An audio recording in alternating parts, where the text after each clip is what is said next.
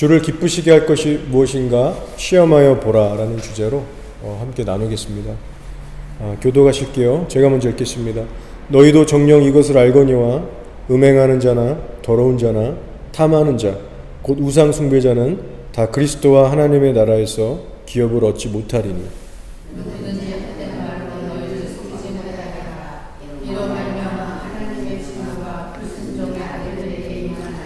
그러므로 그들과 함께하는 자가 되지 말라. 다음 읽으시면 되는데. 너희가 전에는 어떤 이제는 주 안에서 빛의 단전처럼 하라. 빛의 열매는 모든 착함과 의로움과 진실함에 있느니라. 주를 기쁘시게 할 것이 무엇인가 시험하여 보라. 아멘. 이번 주에 사랑니를 3개 뽑게 됐는데 첫날이 특히 아팠고 서서히 지금 아물고 있는 중입니다. 이랬는데 지금 많이 거의 다 난 것처럼 보이죠. 고등학교 때부터 저는 사랑니가 실은 나기 시작했는데 전혀 뭐 신경도 사실 안 썼고 뭐 그냥 놀고 사느라고 정신이 없었던 것 같아요. 잇몸에 피도 났고 이빨이 그때부터 조금씩 이렇게 밀리기 시작했는데 그냥 방치하고 있었어요. 이빨을 어떻게 관리해야 하는지 지식도 없었고 뭐 관심도 없었고, 그래서 미룬다는 차원을 넘어서서 그냥 이렇게 내버려 뒀죠. 제가 한국에 지난 5년간 있을 때도요, 가끔씩은 아팠지만 크게 신경을 전혀 안 썼습니다. 그래서 한국이 훨씬 더 싸다는 얘기는 자꾸 들었지만 항상 우선순위에서 밀리다 보니까 결국은 제가 뉴질랜드에 이렇게 와버렸어요. 최근에도 통증이 왔어요. 뭐 이러다 지나가겠지. 평소처럼 그냥 버텼습니다. 전혀 뺄 생각을 못했어요. 근데 이번에만큼은 주변 분들의 조언을 받게 됐습니다. 그거 그냥 놔두면 더 큰일 난다. 더 밀리고 피나고 빼야 된다. 그래서 이번에는 저도 신속하게 결단을 했어요. 아주 짧은 시간에 그냥 결단하고 바로 진행을 해버렸습니다. 드디어 40대 초가 돼서야 사랑니를 후련하게 빼는 그런 일이 있었죠. 그리고 제가 막상 빼고 뒤돌아보니까 왜 진작 안 뺐을까라는 생각도 들고, 분명히 전에 뺄 수 있었던 기회들이 분명히 여러 번 있었던 것 같은데 내가 그때는 왜 그걸 그냥 지나쳤을까. 아무튼 좀 늦은 감은 있지만 이번에 찬스를, 이 기회를 제가 참 잘 잡고 살렸다, 그런 마음이 듭니다. 근데 여러분, 이것이요 결국에 신앙적으로도 연결이 되더라고요. 하나님께서 우리들에게 수많은 기회들을 주고 계십니다. 특별히 어떤 기회들을 많이 주고 계시냐면 하나님을 아름답게 섬겨볼 수 있는 기회들을, 그 섬김의 기회들을 항상 주고 계신다는 거예요.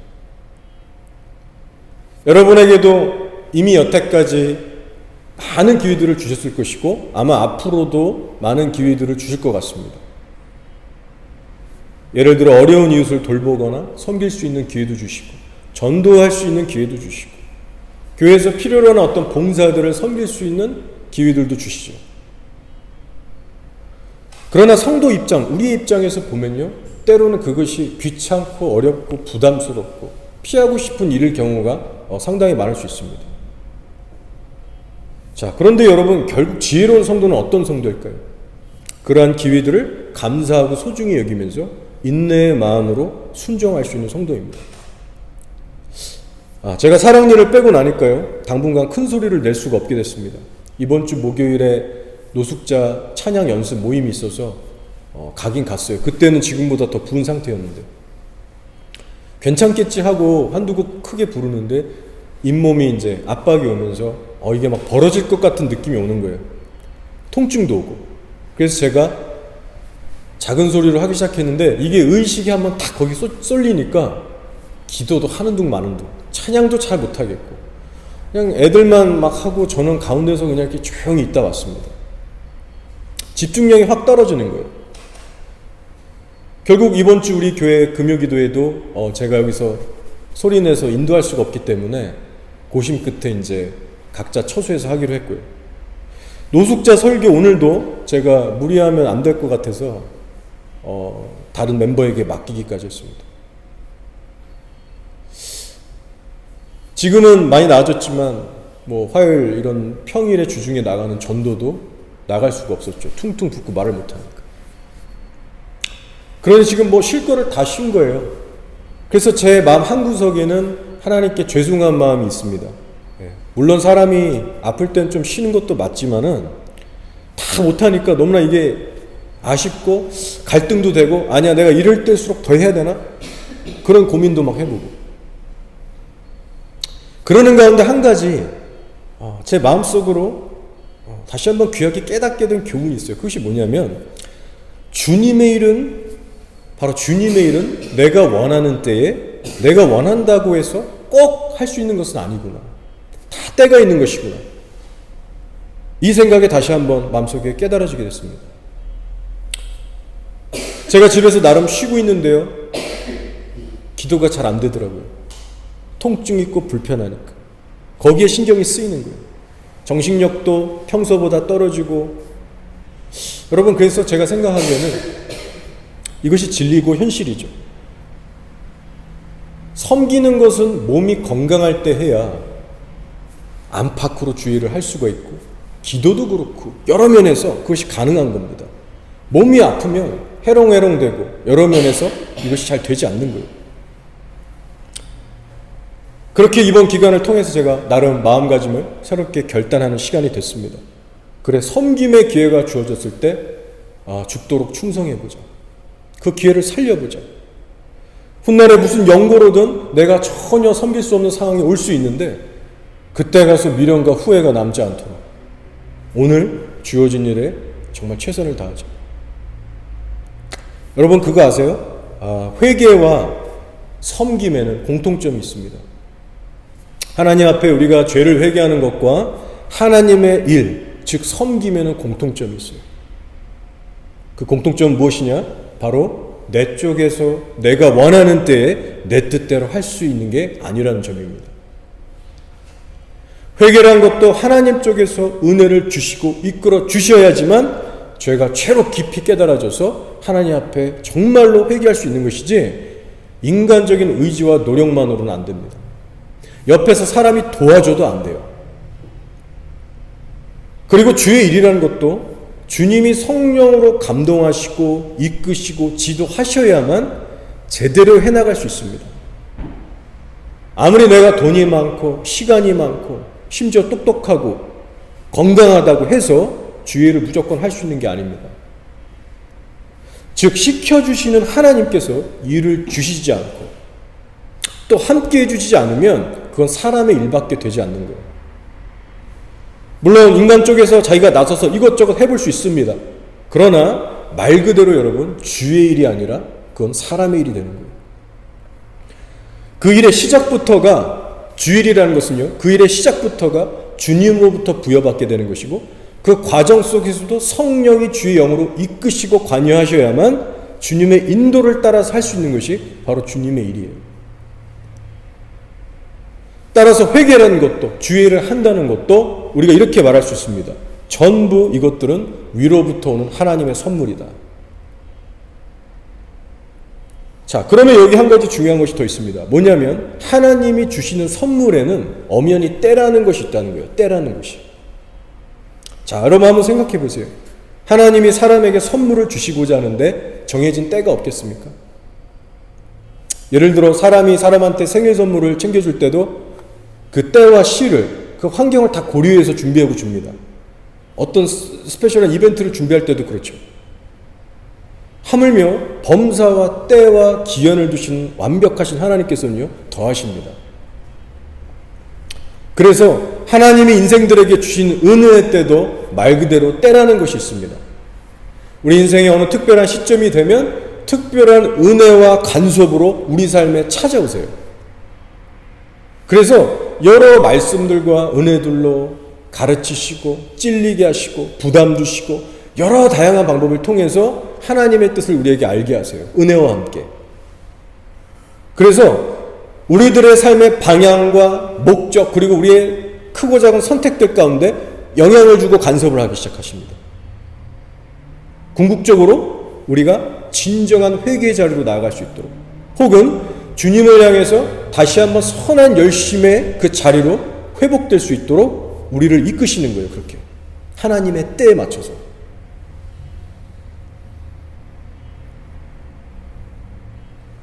그렇기 때문에 이 하나님의 때와 더불어 중요한 것이 뭐냐면요, 바로 하나님께서 주시고자 하는 그 선물이, 즉 그 선물이 회개이든 아니면 주의 일을 하는 어떤 봉사나 섬김이든 그 선물이 진정한 선물의 은혜로서 우리들의 삶에 견고히 안착되려면요, 우리 쪽에서도 해야 할 일이 있다는 거예요.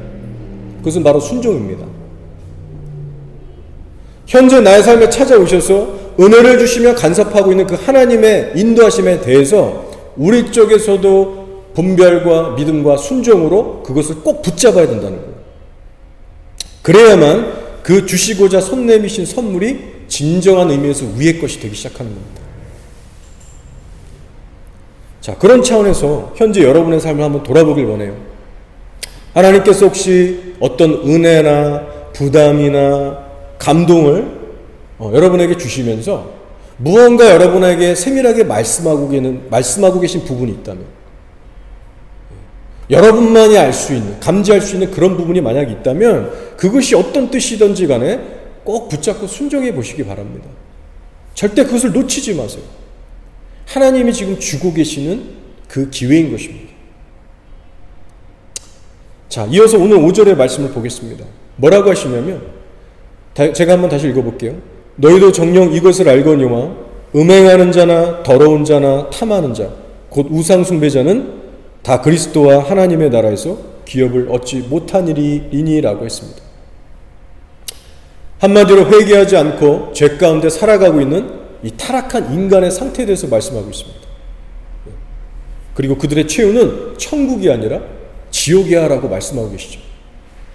그리스도와 하나님의 나라에서 기업을 얻지 못하리니, 그 말씀인 겁니다. 자, 근데 여기서 언급되는 죄들이 참 죄질이 나빠 보이죠? 예를 들어 음행죄를 얘기하고 더러운 짓들을 얘기하고 우상숭배의 죄를 얘기하고 이런 죄들을 나열하고 있는데 얼핏 보면 저희들과는 상관없는 그런 악한 죄들처럼 보입니다. 자, 그렇지만 저와 여러분의 과거를 살펴보면 저희도 동일한 이 죄에 빠져서 살았다는 거예요. 그리고 중요한 것은 이 죄들이 결코 과거형으로만 끝나지 않고 항상 유지될 수 있는, 바로 오늘의 나의 죄가 될 수 있다는 사실도 우리가 염두에 둬야 합니다. 누구든지 성령을 의지해서 나의 부패한 본성을 죽이고 다스리고 살지 아니하면 우리는 언제든지 과거의 죄로 돌아갈 수가 있습니다. 당장 오늘이 될 수도 있고 내일이 될 수도 있는 법이죠.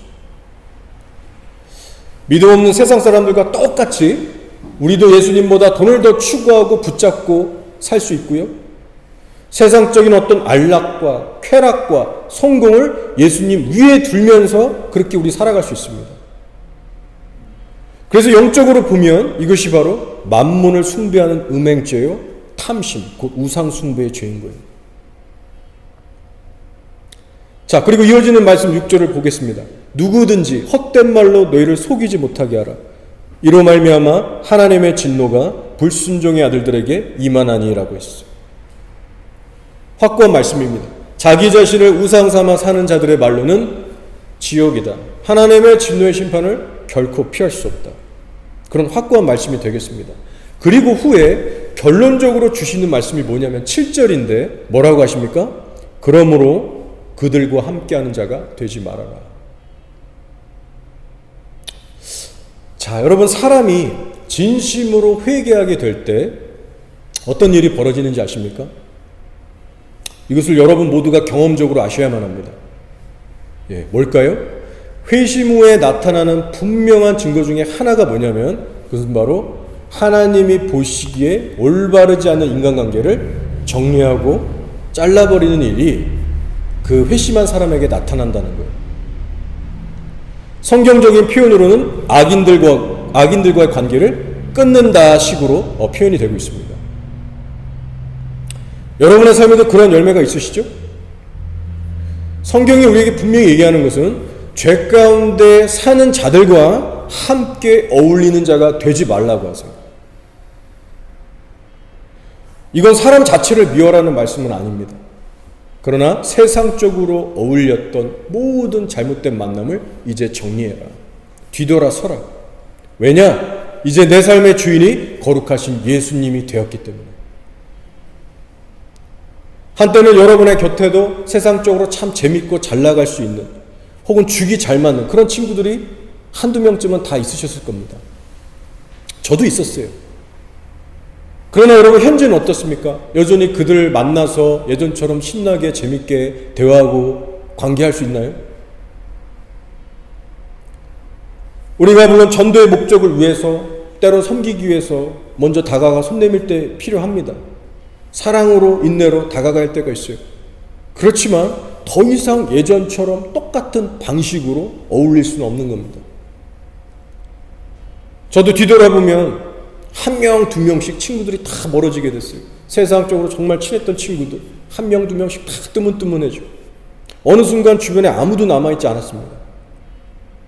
제가 더 이상 술, 담배도 안 하고 세상적인 것들 다 끊어가니까 만나도 재미없고, 그들도 지루하고 따분하고 루저 같은 인생이 돼버린 거예요. 제가 여자친구도 정리되고 남자친구들도 정리되고. 여러분, 우리가 하나님의 가치관으로 새롭게 살기 시작하면 반드시 인간관계에 정리가 옵니다. 하나님께서 성경에서 이렇게 말씀하셨죠. 내 백성아, 거기서 나와 그의 죄에 참여하지 말고 그가 받을 재앙들을 받지 말라 하셨고, 또 성경 어딘가에서는 그리스도와 벨리알이 함께할 수 없고 빛과 어둠이 함께할 수 없다고 말씀하셨죠. 아마 여기 계신 여러분들 중에는 이러한 분들이 한 분도 안 계시겠지만, 그래도 말씀이 이러하니 권고해드립니다.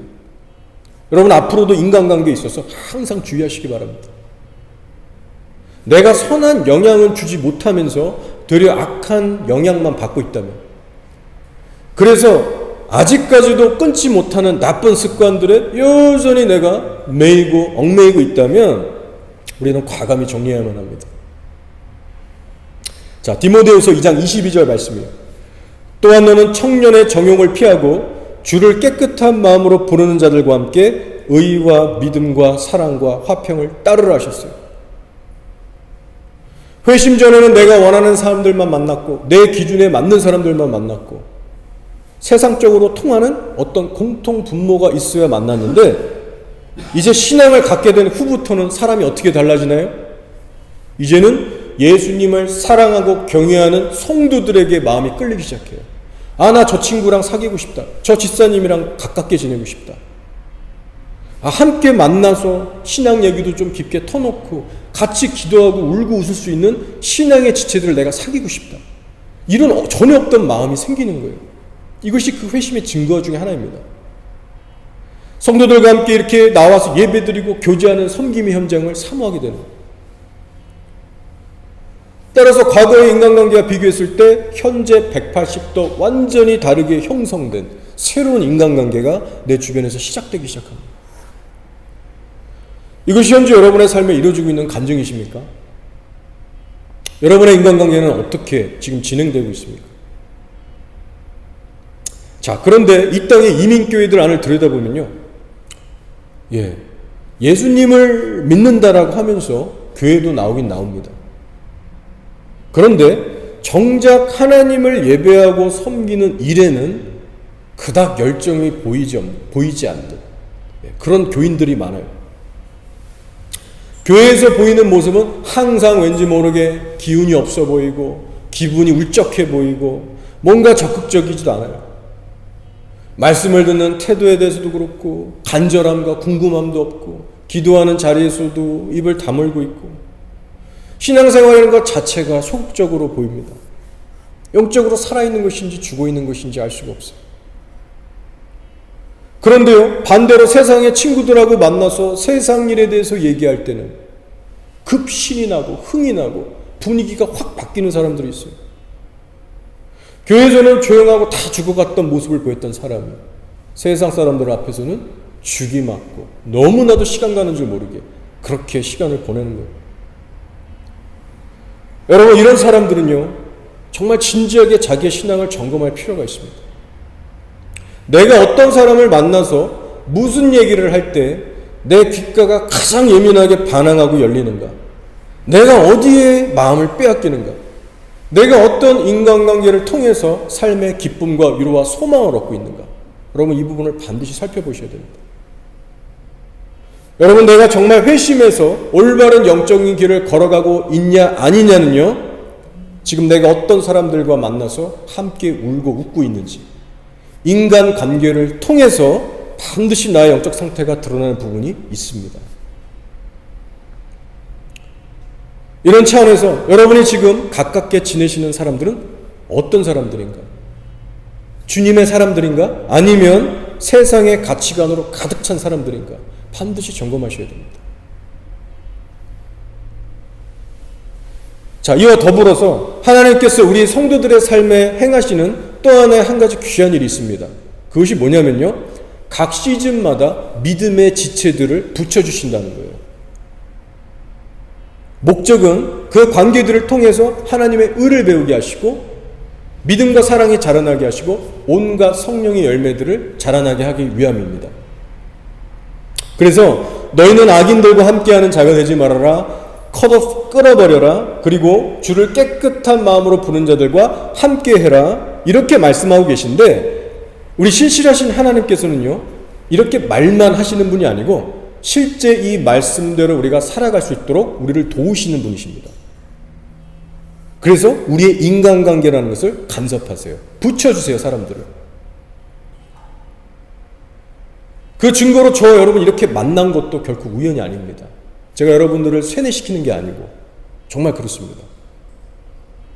어쩌다 저쩌다 보니 우연으로 만난 것 같고 어떻게 하다 보니까 코가 깨어서 여기 아직까지 계신 것 같지만 아닙니다. 하나님의 때에 하나님의 선한 목적을 위해서 이 만남과 환경 모든 것들을 허락하고 계신 거예요. 여러분의 과거도 한번 돌아보시기 바랍니다. 지금은 여러분과 연락이 완전히 두절되고 끊겼을지 몰라요. 그러나 한때 여러분의 믿음의 성장과 유익을 위해서 여러분에게 허락하셨던 목사님들과 성도님들이 계실 겁니다. 그리고 현재를 봐도 바로 지금 이 오늘이라는 이 순간에도 하나님은 항상 우리들에게 의인들, 믿음의 지체들을 붙여주고 계세요. 여러분의 마음에 들든 들지 않든 하나님의 의인들을 붙여주십니다. 왜요? 서로 간에 서로 배우고 섬기게 하고 또 갈등하고 부딪히는 순간들도 허락하시면서 궁극적으로는 신앙이 자라나기 위해서, 그리고 우리의 그 섬김과 순종과 예배를 통해서 이 교회를 통한 하나님 뜻이 이 땅에 이루어질 수 있도록 우리들을 모이게 하시는 겁니다. 그렇기 때문에 여러분, 우리가 정말 이렇게 일하고 계시는 하나님의 경륜을 정말로 우리가 의심 없이 신뢰한다면요, 우리가 서로를 어떻게 바라보게 될까요? 예, 서로를 바라보는 시선이 삐딱해지지 않을 수 있습니다. 사람 때문에 시험 들거나 넘어지는 일들로부터 아예 그럴 수는 없겠지만 훨씬 더 자유로워질 수 있어요. 힘든 일이 아예 없을 수는 없겠죠. 우리 부딪힐 수 있습니다. 속으로 힘든 일이 생길 수 있어요. 그러나 이 만남을 통해서 나를 연단하고자 하는 그 하나님의 경륜을 믿고 있다 보면, 거기에 초점을 맞추다 보면 금세 회복돼서 일어날 수 있습니다. 아, 하나님 이 만남을 허락하셔서 정말 감사합니다. 이런 고백이 나올 수밖에 없고요. 시험 들어서 막 분노, 좌절, 이 왔다 갔다 하는 이 신앙의 굴곡을 우리가 최대한으로 줄여나갈 수가 있어요. 따라서 여러분도 가끔씩 절 보실 때마다, 그리고 여러분 서로 간에도 정말 답답하고 짜증나고 미워 죽겠고 하는 마음이 들 수 있어요. 그러나 여러분, 그럴 때마다 오늘의 이 말씀을 기억하시면서 하나님의 관점을 꼭 회복하시기 바랍니다. 우리가 이것을 회복해야만 사단의 그 모든 치열한 공격들을 막아낼 수 있고 주님의 뜻을 결국에는 볼 수 있게 됩니다. 저도 여러분을 보면서 똑같이 하겠습니다. 자, 하나님의 일하심은 분명합니다. 악인들과의 인연은 단호하게 끊어라라고 명령하시지만 의인들과의 만남은 매 시즌마다 새롭게 허락하시면서 끊임없이 우리를 그 속에서 연단하시고 주의 뜻을 이루어가 계시는 중이세요. 따라서 지금 내 옆에 있는 지체들과의 만남이 결코 우연이 아니다. 그리고 불평, 원망 대상도 아니다. 하나님의 인도하심 가운데 허락된 귀한 만남이다. 더 나아가서는요, 여러분의 배우자, 자녀들도 마찬가지입니다. 하나님의 분명 어떤 선한 뜻이 이 만남 가운데 있을 것이다. 여러분 그 관점을 꼭 가지시고 작게는 이 허락하신 이 공동체 안에서 그리고 여러분의 가정 안에서도 또 여러분이 만나고 계신 그 이웃들 간에도 최선을 다해서 그들을 품고 섬기시는 저 여러분이 되기를 모두 바랍니다. 자, 다음 구절 8절에서 10절까지 묶어서 보겠습니다. 제가 읽어볼게요. 너희가 전에는 어둠이더니 이제는 주 안에서 빛이라. 빛의 자녀들처럼 행하라. 빛의 열매는 모든 착함과 의로움과 진실함에 있느니라. 주를 기쁘시게 할 것이 무엇인가 시험하여 보라라고 하셨어요. 네, 우리가 예수님을 믿고 회심하게 되면 그때부터 죄를 버리고 죄와 싸우기 시작합니다. 그리고 앞서 나눈 것처럼 악인들과 함께하지 않는 그 인간들의 그 인간 관계가 정리되기 시작하죠. 자, 여러분 근데 그걸로 다 된 게 아닙니다. 이제는 다음 단계로 나아갈 차례입니다. 그 다음 단계는 뭘까요? 바로 적극적으로 선을 배우고 행하는 길입니다. 말씀해 보니까 주를 기쁘시게 할 것이 무엇인가 시험하여 보라라고 했어요. 곧 하나님이 기뻐하실 만한 것들은 무엇일까 생각하고 고민하면서 깨달았다면 적극적으로 행하라는 그런 말씀이 되는 거예요. 저는 이 말씀을 묵상하면서 그렇다면 우리 교회는 하나님이 기뻐하실 만한 어떤 일들을 하고 있을까? 혹은 우리는 무슨 일을 더 해야 할까? 이런 고민들을 해보게 됐습니다. 정리된 생각들이 있어서 여러분과 함께 이 시간 나눠보려고요. 자, 첫째로 매주 금요일에 모여서 그래도 우리가 2시간 정도는 하나님께 마음을 쏟으면서 기도하는 그 기도 시간을 갖고 있습니다. 예전처럼 우리가 소망의 집에서 매일은 못 모이지만 2시간이라는 이 시간 동안에라도 우리가 하나님만 구하는 이 기도 시간을 하나님께서는 기뻐하고 계세요. 처음에는 제가 좀 걱정도 됐습니다. 왜냐하면 2시간이라는 이 시간이 성도분들에게 뭔가 좀 부담이 되고 이렇게 소화할 수 없는 그런 긴 시간이라고 여겨질까 봐. 대부분의 오늘날 성도분들이 어떻습니까? 뭐에 길들여져 있죠? 금요예배든 주일예배든 오시면 말씀 듣고 말씀을 메인으로 하시고 그리고 말씀 후에 기도는 잠시 마무리로 5분, 길어야 15분 하고 집으로 돌아가는 것이 몸에 밴 그런 분들이 상당히 많습니다. 자, 그러나 여러분 우리가 살고 있는 이 시대가 지금 어떤 시대인지 여러분 다 아실 거예요. 소위 마지막 때라고 우리들이 그렇게 때론 긴장하고 많은 얘기들을 하면서 우리가 그것을 피부로 와닿게 느끼고 있습니다. 죄악의 수준이 이전 세대를 능가하고 있고 이제 곧 전무후무한 대환란이 다가오는 마지막 때라고요. 따라서 싸울 줄 모르는 정말 싸울 줄 모르고 무장이 천이 안 된 그런 유람선과 같은 교회가 되고 싶지 않다면 여러분 우린 뭘 해야 되죠? 전투함과 같은 교회가 되기 위해서 성도분 한 분 한 분이 해야 될 일이 뭐죠? 바로 기도의 용사가 되는 거예요. 기도 없이 이 세상을 이길 수가 없거든요. 사실은 마지막 때 이런 얘기를 굳이 구체하게 거론할 필요도 없어요. 우리들이 여태까지 해온 신앙생활의 연차에 비하면 이제 2시간쯤은 거뜬히 기도할 수 있어야 하는 것이 마땅한 겁니다. 물론 체력적으로 어떤 질병의 문제로 이상이 있는 사람, 특별한 환경에 있는 사람은 예외일 수 있겠지만 우리가 예수님을 믿은 지 한 해 한 해가 지날수록 1년, 5년, 10년, 20년이 지났는데도 우리의 기도의 체력이 여전히 방전되어 있다. 2시간은커녕 1시간도 어렵다. 여러분 이것은 상당히 주님 보시기에 문제가 있는 신앙이라는 겁니다. 여러분 세상의 일을 보세요. 마찬가지입니다. 어느 회사에 입사해서 일을 말단 사원부터 차근차근히 성실하게 적응하면서 일하다 보면요. 반드시 시간이 흐르면 진급하게 되어 있습니다. 말단 사원에서부터 팀장, 과장, 부장, 사장, 승진이라는 걸 하게 됐어요. 내 포지션이 달라지는 거예요. 근데 영적인 것도 똑같습니다. 기도하는 영적 체력에 있어서 퇴보냐 아니면 진보냐. 모든 그리스도인들은요. 결국은 이 둘 중 하나를 겪게 되는 것이 현실입니다. 근데 오늘날 교회를 보세요. 마지막 때 그 소리 하지 않는 교회들은 없지만 얼마나 기도의 용사들로 자신을 헌신하고 있습니까? 부흥을 원한다고 그런 메시지도 좋아하고 다 동의하고 하지만 정작 기도하는 일에 있어서는 항상 회피하고 타협하는 모습을 보이고 있죠. 제가 예전에 성진이 형제한테 한번 물어봤던 적이 있어요. 금요일날 이렇게 기도회 와서 2시간씩 기도하는 거 힘들지 않니? 어떻니? 의외의 답을 들었습니다. 네, 오기 전까지는 몸도 지치고 망설여지고 또 뭐 여러 가지 갈등도 있지만 막상 와서 기도하고 나면 너무 좋아요. 올 때마다 항상 오길 잘했다라는 그런 생각이 들어요. 기도와 전과 후에 아이의 표정이 변하고, 물론 지속적으로 유지돼야 되는 건 다른 문제겠지만 어쨌든 기도의 훈련을 이렇게 할 수 있다는 게 너무 좋다고 하는 거예요. 제가 성진이 얘기를 들으면서 이런 생각을 했어요. 그래, 네 말이 맞다. 기도 외에는 신앙에 별다른 방법이 없어. 힘드니 어쩌니 말들은 많이 해도 결국은 누가 기도의 자리에 힘써 나아가서 끈질기게 매달리며 기도하는가, 거기에서 모든 승부가 갈리는 거예요. 그런 얘기를 했던 기억이 나요.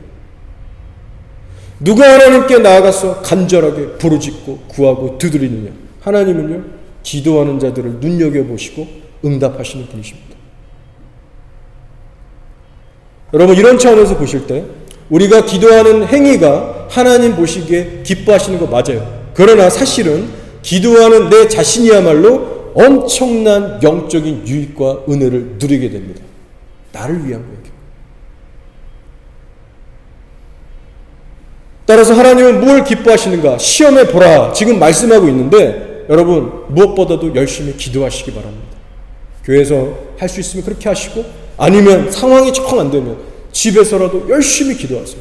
골방의 시간을 지키세요. 여러분의 몸이 하나님의 성전이라고 한다면 반드시 기도하는 처소로 지어주셔야 됩니다. 내 집은 만민이 기도하는 집이라 하나님께서 이렇게 말씀하셨어요. 내 집, 내 성전은 만민이 기도하는 집이라.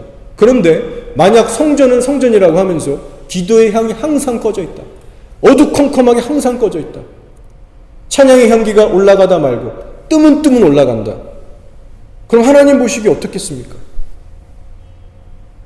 우리가 생각하는 성전과 다른 거예요. 성도의 심령에 기도의 영과 찬양의 영이 가득할 때 하나님은 기뻐하십니다. 자, 다음 두 번째입니다. 하나님이 기뻐하실 만한 일은 무엇이고 우리는 무엇을 하고 있는가? 자, 두 번째는 바로 구제입니다. 구제. 히브리서 13장 16절이에요. 오직 선을 행함과 서로 나누어 주기를 잊지 말라. 하나님은 이 같은 제사를 기뻐하시느니라. 사도행전 10장 31절에 고넬료에 대한 칭찬이 있어요. 말하되 고넬료야, 하나님이 내 기도를 들으시고 내 구제를 기억하셨으니. 시간 관계상 두 구절만 말씀드리지만 성경 곳곳에 하나님께서 얼마나 이 구제와 섬김을 기뻐하시는지의 기록들이 많습니다. 이렇듯 하나님은요 구제를 기뻐하시는 분입니다. 구제를. 교회가 자기의 것을 풀어서 흘려보낼 때 주님은 함께 하시고 기뻐하세요. 저희 교회가 사이즈는 작습니다. 하지만 우리가 작다고 간과하거나 무시할 수 없는 것은요, 흘려보내는 교회가 돼야 한다는 거예요. 사이즈와 상관없이 해야 하는 일입니다.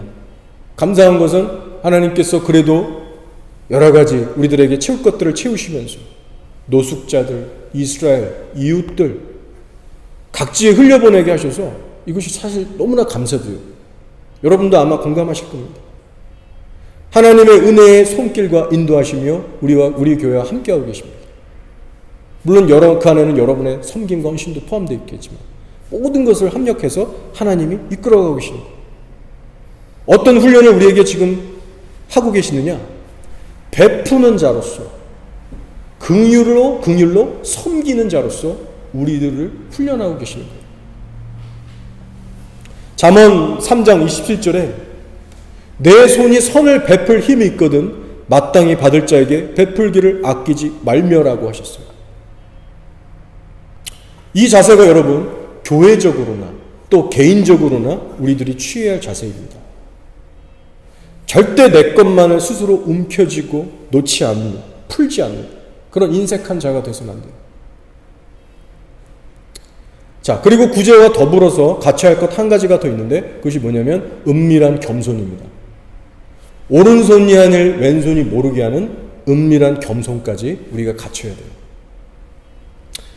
미국에 벤자민 오라고 하는 목사님이 계십니다. 여러분도 아실 거예요. 유튜브에서 꽤 유명한 분이시죠. 박배 목사님과 형 아우하는 그런 막역한 사이시라고 하는데 미국 뉴저지에서 목회하고 계신 것 같아요. 오래전에, 진짜 오래전에 들은 얘기가 제가 기억이 났어요. 설교를 준비하는데. 뭐냐면 박배 목사님의 또 선한 영향을 받고 흘려보내는 이런 사역에 동참하게 되면서 그 교회가 어느 순간부터 결단한 거예요. 누군가를 도울 때 어디에 얼마를 기부했다, 어느 정도가 누구에게 얼마를 줬다, 이런 것을요 교회적으로 일절 광고를 안 하는 겁니다. 설사 성도들 몇 명이 알게 돼도 서로 쉬쉬하면서 최대한 티를 안 내고 은밀하게 섬기는 그 훈련을 어느 시작 전부터 그분들이 하게 되신 거예요. 왜 그랬을까요? 바로 오른손이 한 일, 왼손이 모르게 한다는 이 말씀 문자 그대로 한번 지켜보려고. 하나님 보시기에 얼마나 귀한지 모르겠어요. 그 의도가 너무나 아름다운 겁니다. 자, 여러분 핵심이 뭘까요? 사람들에게 알리든 혹은 알리지 않던 간에 우리가 하나님 앞에서 구제할 때 은밀한 겸손함으로 주 앞에서 그 일을 하고 있느냐 안 하느냐일 거예요. 그래서 우리가 흘려보내는 구제도 지금 하고 있고 앞으로도 하겠지만 무엇보다도 오른손이 하늘 왼손이 모르는 이 겸손함을 가지고 우리가 좀 은밀히 행하는 그런 성숙함으로 우리가 더 나아갔으면 좋겠습니다. 자, 이제 마지막 세 번째 포인트입니다. 이 포인트를 나누고 이제 마칠게요. 하나님께서 기뻐하실 만한 일이 무엇인가? 그 마지막 세 번째. 세 번째는요, 바로 전도입니다. 전도. 두말하면 잔소리죠. 마가복음 1장 38절에서 예수님이 이렇게 말씀하셨어요. 이르시되 우리가 다른 가까운 마을들로 가자. 거기서도 전도하리니 내가 이를 위하여 왔노라 하시고. 하나님께서 가장 기뻐하시는 것을 딱 한 가지 뽑자면 여러분 단연코 영혼 구원입니다. 이구동성으로 다 여러분 동의하실 거예요. 자기 아들 예수님을 십자가에 내어주신 목적도 바로 영혼 구원입니다. 이것은 곧 전도예요. 그러니 우리가 모든 선한 일들을 다 한다고 하면서 만약에 전도에는 게을리하고 있다. 그러면 주님 마음이 어떠실까? 여러분 한번 생각해 보셨습니까? 우리 교회가 원하는 것, 잘하는 것에 초점을 맞출 것이 아니고 우리 예수님께서 가장 원하시는 것이 무엇일까? 이 땅의 교회들에게 가장 우선순위로 요구하고 계시는 것이 무엇일까? 우리는 주님의 관점을 따라서 초점을 맞출 필요가 있습니다. 저희 노숙자 예배를 섬기시는 분 중에 보여씨라고 하는 필리핀 분이 계세요. 여기서 회계사로 일하시는 아주 믿음 좋은 평신도시인데 오늘도 저 대신에 메시지를 전해주셨습니다. 예, 사역자가 아닌데도 그렇게 잘 섬겨주세요. 근데 하루는 이분하고 노숙자 이제 섬기면서 옆에 있길래 이런 대화를 했어요. 참고로 이분은 글렌필드에 있는 어느 한 키위 침례교회 다니시는 분이십니다. 뭐 거의 현지 키위 분들이 대다수를 이루는 그런 어떤 멀티컬처한 교회예요. 제가 물어봤어요. 혹시 당신의 교회는 거리에 나가서 전도를 하는 이 전도회를 합니까? 근데 이분이 그때 멋쩍은 표정이 되면서 안 한다는 거예요. 그러면서 하는 말이 자기 교회의 약점이고 부족한 점이 바로 전도를 안 하는 겁니다 라고 솔직하게 얘기해 주시더라고요. 선교사들을 재정으로 후원하는 일은 우리가 하고 있지만 전도는 아예 안 한다는 거예요. 아예. 뭐 가끔씩 한다 이런 것도 아니고 아예 안 한다. 제가 그 얘기를 듣고 참 답답하기도 하고 안타까운 마음이 들었는데 동시에 이런 생각이 드는 거예요. 그래, 비단 이 교회뿐만이겠는가? 대다수의 현직 교회들, 뭐 한인교회들도 잘 모르겠지만 이 땅에 아마 대다수의 교회들은 전도라는 것을 아예 쉬고 있을 것 같아요. 이 생각이 드는 거예요. 제가 다 확인을 해볼 수는 없지만 그만큼 거리에 나와서 전도하는 분들을 보기가 어렵습니다. 예.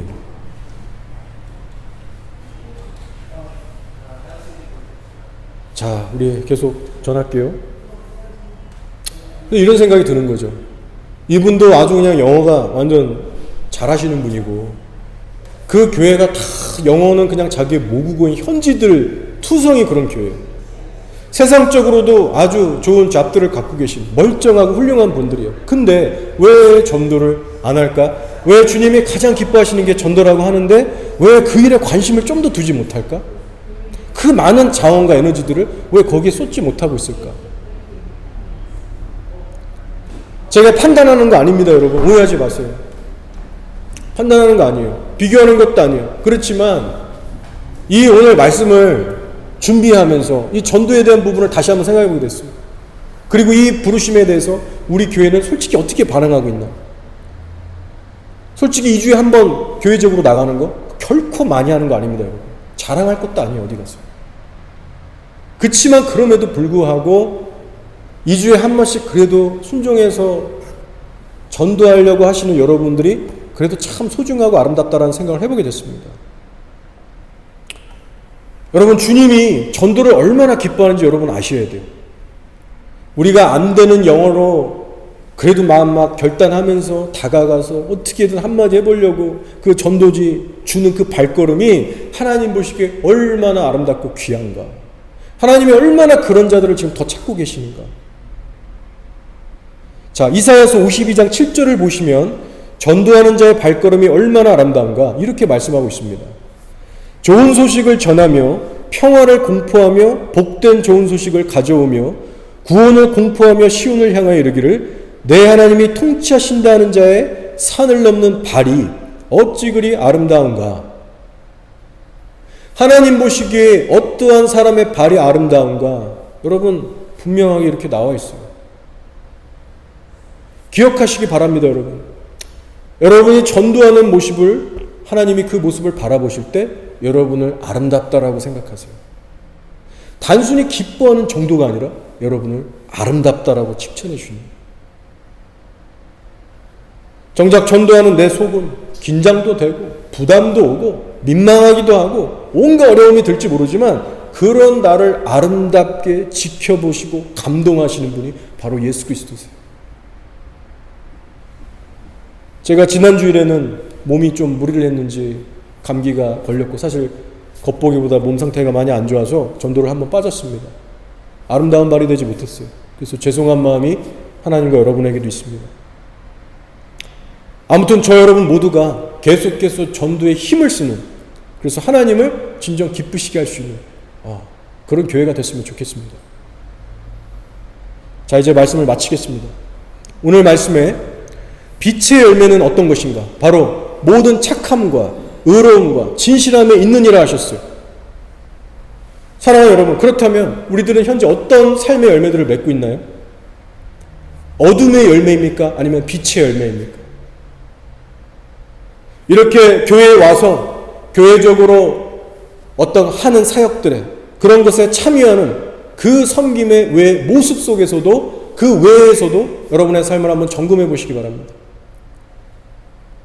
과연 교회에서 섬기는 그 일 외에도 하나님의 선을 배우고 행하는 자세에 있어서 우리는 24시간 흐트러지지 않고 교회 안팎으로 우리의 모든 삶의 영역 속에서 어떻게 행하고 있는가? 거룩한 고민을 이제 해보시기 바랍니다. 과연 주님을 기쁘시게 하기 위해서 나는 무엇을 하고 있는가? 특별히 오늘 하나님이 기뻐하시는 세 가지를 나눠봤는데요. 여러분의 개인적인 삶에서도 꼭 적용하시고 실천하시기 바랍니다. 자, 정리합니다. 항상 예배하고 기도하는 일에 힘쓰시고 어려운 이웃에게 구제하고 섬기시고 또 항상 전도에 힘쓰시기 바랍니다.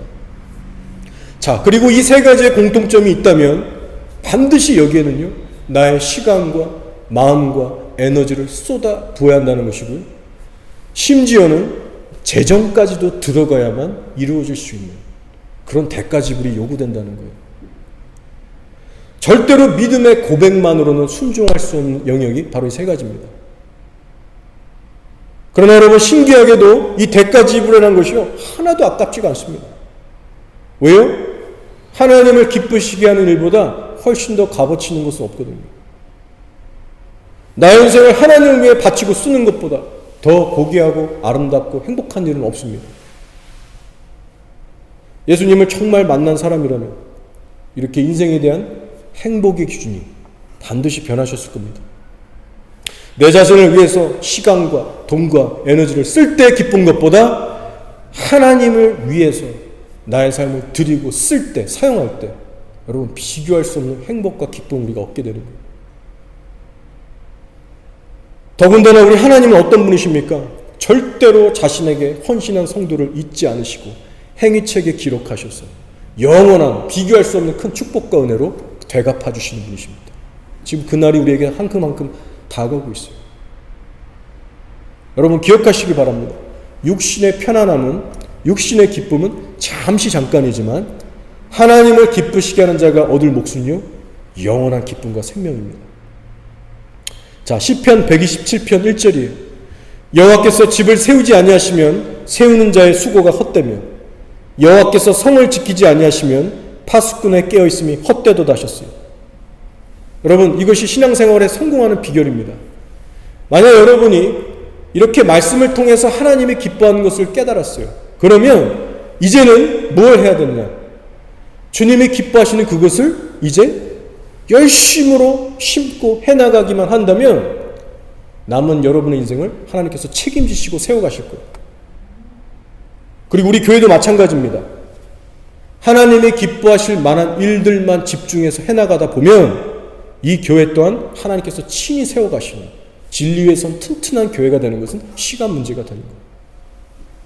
다른 어떤 신앙의 철학, 목회 철학 그런 거 없습니다. 하나님이 기뻐하는 뜻을 배우고 행하면 되는 거예요. 따라서 이제는 우리 모두 새로운 마음의 그 결단과 행함으로 남은 인생 오직 하나님만을 기쁘시게 하고 거기에 올인을 할 수 있는 거룩하고 복된 인생들 다 되시기를 주님의 이름으로 축복합니다. 아멘. 이 시간 함께 기도드릴게요.